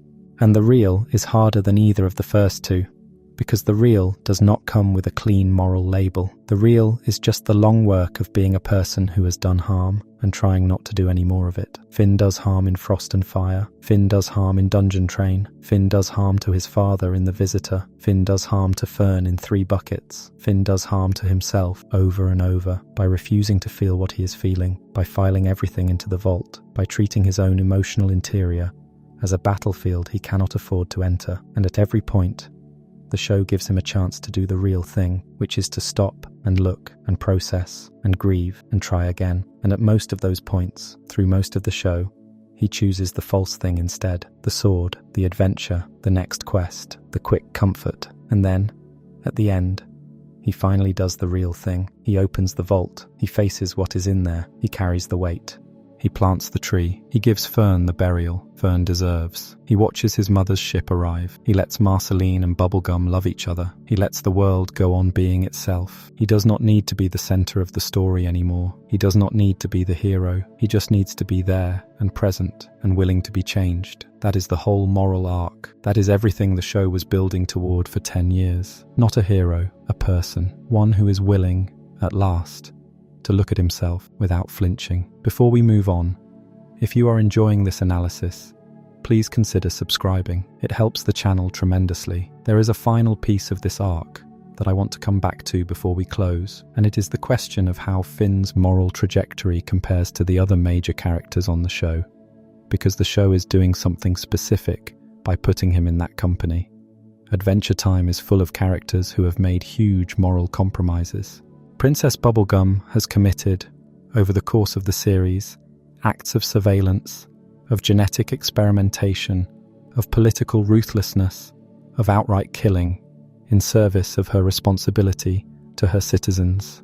Marceline has spent 1,000 years drifting between various modes of survival, some of them gentle and some of them not, shaped by trauma she did not choose, and a father she could not fully escape. Simon Petrikov, the man inside the Ice King, is perhaps the single most tragic figure in all of modern animation, a scholar who put on a cursed crown to save a little girl during the apocalypse, and then slowly lost every memory of her, becoming a creature who can no longer remember the thing he sacrificed himself for. These characters are adults. They have complicated, textured, compromised moral histories. They have done harm. They have been harmed. They have lived too long and seen too much. Finn, by contrast, is a child. He is 12 when the show begins. He is 17 when it ends. His moral compromises are the moral compromises of someone who is learning what moral compromise even means. His cruelties are small, and his victims are usually people he eventually apologizes to, or at least makes peace with, and his growth is the growth of someone moving from the absolute clarity of childhood into the fogged, textured reality of being an older teenager. The show is not comparing Finn to Bubblegum or Marceline as moral equals. The show is showing you what it looks like when a person becomes morally complex for the first time, when a person discovers, for the first time in their life, that their intentions and their impact do not always match, that being a good person is not the same as wanting to be a good person, that the world contains situations in which your training has no answer, and you have to make something up on the fly, and you will probably make the wrong thing up, and you will have to live with what you made. That is why the arc is so devastating, not because Finn becomes evil, because he never quite does, but because a child learns, over the course of the show, that being good is a lot more complicated than he thought it was at 12, and every complication accumulates, and every complication costs him something. By the end, he is not more evil than he was at the start. He is more real, and more real for a child who started out believing in a clean fairy tale morality feels like a kind of fall from grace. He has to let go of the person he thought he was. He has to let go of the world he thought he lived in. He has to let go of the idea that the sword solves things, and what he gets in exchange, at the very end, is himself. A self that is whole, a self that can hold contradictions, a self that can bury things and let them stay buried, not because they have been avoided, but because they have been honored. The show gives him one final gift in the closing montage. His mother arrives on a ship. The humans come back to Ooo. Finn sees them in the distance. He waves. That is all. There is no reunion scene. There is no grand speech. There is no new adventure. He just waves, because by the end of the show, he has become the kind of person who does not need the big emotional moment to validate the small truth of what is happening. His mother is here. His people are here. He is not alone in the way he was when the show began, and that is enough. That is all he needs. That is what he has been working toward through all the seasons, through all the pain, through all the small cruelties he committed and then learned not to commit. He has become the kind of person who can be at peace with a wave. There is one more thing worth saying before we finish, about a pattern in Finn's behaviour across the whole series that almost nobody talks about, and that is, once you see it, impossible to ignore. Finn apologises a lot. Not in the big, ceremonial way that television apologies usually work, where a character sits down with someone and delivers a monologue of remorse, and the scene is scored for emotional impact. Finn apologises in small, throwaway lines, often in the middle of other conversations, often in moments when the person he is apologising to is not even fully listening. He apologises to Jake for yelling. He apologises to Bubblegum for breaking things. He apologises to the Ice King, across many seasons, for a cumulative amount of low-level harassment and mockery that, when you add it up, is genuinely cruel. He apologises to Marceline for not understanding her. He apologises to his father, of all people, in a moment of breakdown that the show treats almost as a throwaway beat. And the apologies, because they are small, because they are not dramatised, because they are often buried under the comedy of the moment, are the single clearest through line of Finn's emotional development that the show gives you. Think about what that means.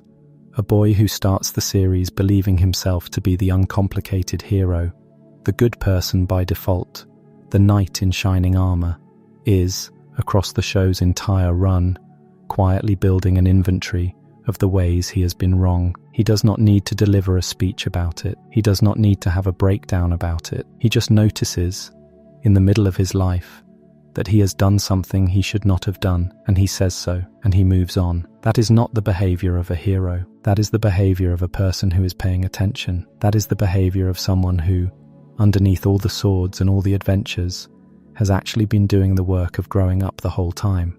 The show hides this pattern inside the comedy and the action, but if you watch for it, you cannot unsee it. Finn is constantly, quietly, apologising for his own participation in his own life. He is constantly, quietly, noticing what he has done. That is a kind of moral awareness that the hero of a children's show is not required to have. Adventure Time required it of him anyway, and that, maybe, is the deepest reading of the whole arc. Finn does not become evil. Finn does not even really become morally complex in the way adult characters do. Finn becomes aware. Finn becomes someone who watches himself. Finn becomes someone who can see what he has done from outside and can judge it and can decide to do differently next time. That awareness is the prize at the end of the show. Not a throne, not a romantic partner, not a new weapon. Awareness. The ability to look at his own behaviour without flinching.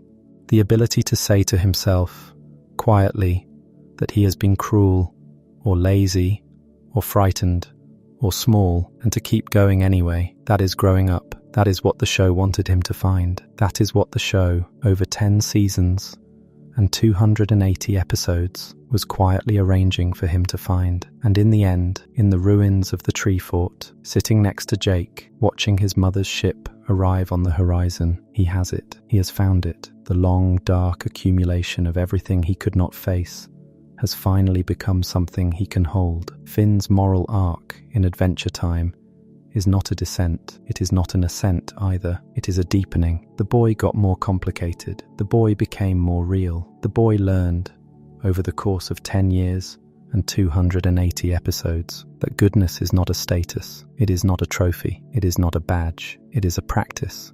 It is something you do, over and over, imperfectly, in the specific situations of your specific life, and you fail at it often, and you succeed at it sometimes. And the only thing that matters is whether you keep trying. Finn keeps trying. Finn fails spectacularly, over and over, through the middle seasons. Finn manipulates Flame Princess. Finn chooses the dungeon train over his brother. Finn launches his father into space. Finn accidentally kills Fern. Finn files too many things in the vault, and then one day the vault opens and he has to face what is inside it. And at every one of those moments, the show gives him the option to stop trying, to give up, to become the thing he has been afraid of becoming. And at every one of those moments, he does not take the option. He keeps going, he keeps trying, he keeps failing better. That is what the show is teaching you, underneath all the swords and the princesses and the post-apocalyptic weirdness. It is teaching you that moral life is not about being the right kind of person. It is about being the kind of person who keeps trying to be right, especially after you have been wrong, especially when the weight of what you have done wrong is enormous, especially when the people you have hurt are not going to forgive you, or cannot forgive you, or are not even alive anymore to forgive you. You still keep trying, you still keep showing up, you still keep planting the tree over the person you killed, because that is what decency looks like in the real world. Decency is not an absence of harm. Decency is the presence of accountability. And Finn, by the end of the show, is a walking accounting of his own harms, and he has found a way to carry that accounting without letting it destroy him. And that is the triumph. That is the ending. Not the defeat of Golb, not the peace between Bubblegum and Gumbald, not the arrival of the humans.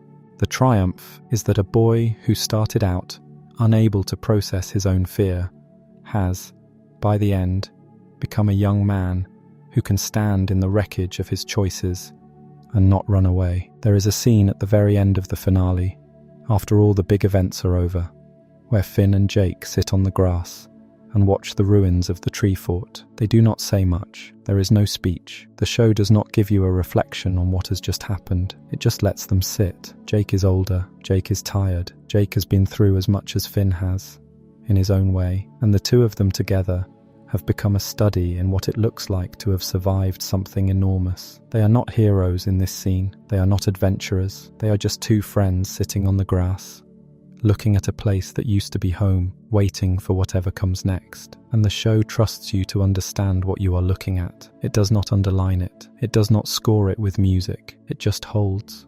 That is the last image the show gives you of Finn. Not the sword, not the fight, not the arm coming off, not the kiss, not the killing of Fern, not the meeting with his father or his mother. The last image is Finn, sitting still, present, with the person he loves most, in the ruins of what they built together, waiting. That is the answer. That is what Adventure Time was telling you for 10 years. The hero's journey ends not with a victory, but with a stillness. Not with the winning of a battle, but with the willingness to sit with what the battles have cost. And Finn, at the end, has that willingness. He has it because he earned it, through frost and fire, through Dungeon Train, through the arm, through the kisses, through Martin, through Minerva, through Fern, through the vault opening and closing and opening again, through every single small failure that accumulated across a decade of television into the specific kind of adult he became. That is the arc. That is the whole thing. A boy becomes a person. The process is long. The process is painful. The process does not always look like progress. And at the end, the person is not perfect, and the person is not innocent, and the person has done real harm, and the person will do more harm, because everyone does. But the person is real, and the person is kind in the specific, hard, earned way that real kindness always is. That is all Finn is, by the end. A real person who is kind. After everything he has been through, after everything he has done, after all the failures, and all the burying, and all the violence, that is what remains. And it is enough. It has to be enough, because that is what growing up is, and that is what the show was always about. If you enjoyed this video essay, make sure to subscribe. Thanks for watching, and I will see you in the next.